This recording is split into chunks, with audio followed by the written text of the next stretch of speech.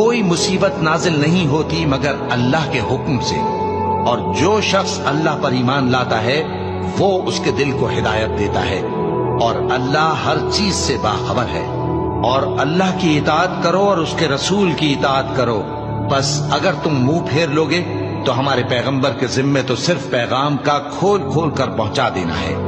अल्लाह जो माबूद बरहक है, उसके सिवा कोई इबादत के लायक नहीं, तो मोमिनों को चाहिए कि अल्लाह ही पर भरोसा रखें। मोमिनों, तुम्हारी बीवियों और औलाद में से बास तुम्हारे दुश्मन भी है, सो उनसे बचते रहो, और अगर मुआफ कर दो और दरगुजर करो और बख्श दो तो अल्लाह भी बख्शने वाला है, मेहरबान है। तुम्हारा माल और तुम्हारी औलाद तो आजमाइश है और अल्लाह के यहाँ बड़ा अजर है, सो जहां तक हो सके अल्लाह से डरो और उसके अहकाम को सुनो और उसके फरमाबरदार रहो और उसकी राह में खर्च करो। ये तुम्हारे